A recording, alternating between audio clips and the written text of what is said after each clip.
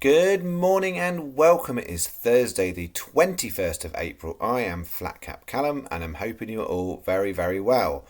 Alright, coming up today, we do our review of yesterday. I've got 3/4 stake day, so it's £15. I'll be really honest, I just wasn't feeling it. I was really struggling in some of the races that might look more obvious where there's lots of extra places and things.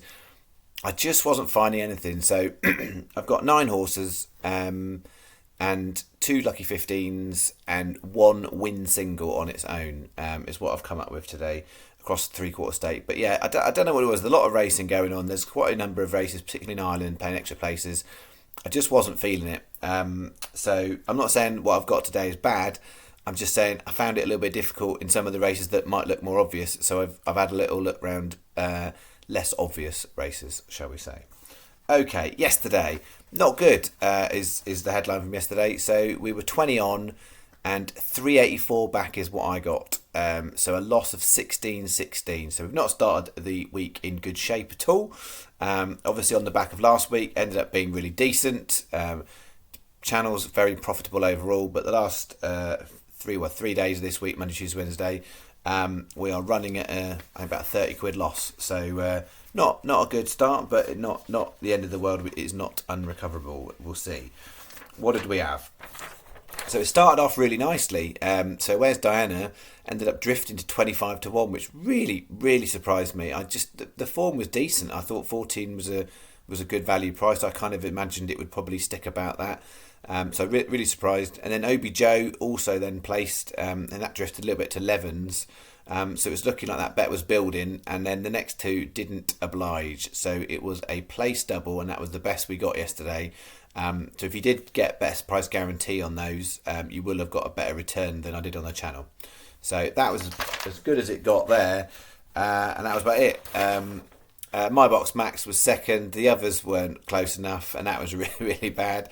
So as I said, I've got 1 win single today. No tricks here. I found 1 win single. It was worth it doing on its own, I think. So we'll come up with that later. And then this wasn't great. So Sayo was disappointing. Bellabo didn't improve in the odds. It was placed at 7-2, which is terrible. Ruby 2, first disappointing run it's done in ages, and then Gonzaga was stuck at the back too late and got going too late, and it ended up being 5th. It definitely could have placed had it got not stuck at the back so much, but a tiny bit of pence back there. And then bet 4, Geological ran a cracker up front and then faded. It did look like we might be getting in the money there, but no cigar. Harry's Hill was placed and the other two were not. So overall, as I said, 384 back off £20, so not great. All right, what have I got today? Apart from the fact that I'm running out of paper, I need to go and buy a new notepad, as some of you will be very amused about, I'm sure. So I've stuck 2 bets on 1 piece of paper for this. So bet 1, so the first lucky 15, and the lucky 15s today are 23p each way, and that is so we had a little bit of money left for this win single. So it was good enough that I wanted to make it 3/4, but I didn't, half stake would have been a bit too small for the money. So I've done it as 3/4, and I've done it as 23p each way lucky 15 today. So we've got 120 left over for that. So the first one, 130 Perth. I'm taking a chance on O'Connell Street that going back to hurdles will improve. 28-1 I think is a decent price for that horse. So it was worth a go. Then we've got the 240 at Perth Diamond State. That is I think 6 runners in that race, 5 runners, something like that. It's only quarter of the odds, first two, 17-2. And then we've got 340 Beverley, Lebeo, 11-1.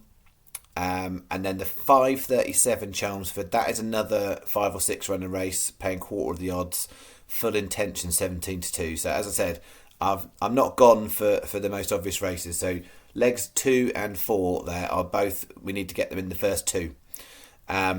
And then the single on its own, never been to Paris, that could have been included. It had some non-runners. It's down to 4 runners. I think 9-1 is a huge price for that horse. I think it's got decent course and distance form. I think the favourite looks fine. But 9-1, I didn't want to walk past it. It's worth a go for a single. If you've got anything else you like for a win, then have a look, worth putting it in there. But I think there's a ton of value in 9-1. I wouldn't make it favourite for the race per se, but I would maybe threes. I would take 3-1 on that horse. So just to give you a bit of an idea about how much value I'd say in there. So I don't think it's a favourite. I don't think it's the best chance of winning, but 9-1. It's got some decent course form, so I think it's worth a go. So that is bet one and bet two. And then bet three, this is my Ireland Lucky 15. There are other races paying extra places, but I didn't like them. So these are the four I have got. So the 5 o'clock Tipperary, Me Esperanza, 12-1.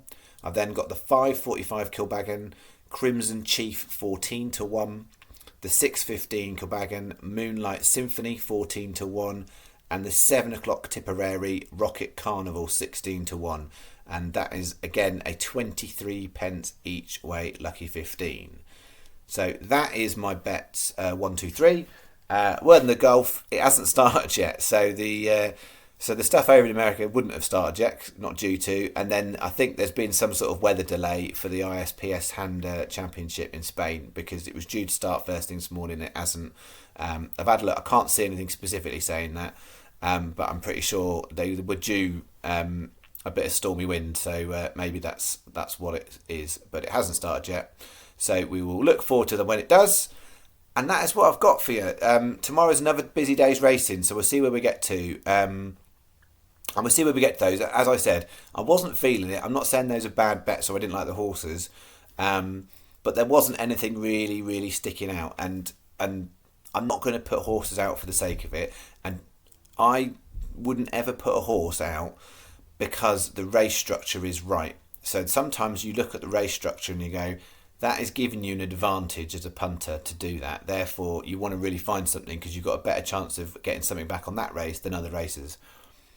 But if you can't find anything you like, I don't want to force it and chuck a horse in there just because it's got 6 places or 5 places, or just because there's a really short price favourite and then actually the second and third favourite are probably overpriced.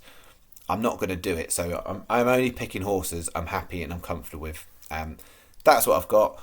You probably see me tomorrow going, all these horses were rubbish. What happened?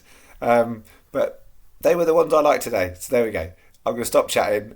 You have a good day. I'll have a good day. And I will see you on Friday morning where we will see what we've got for you. Thanks very much. Cheerio.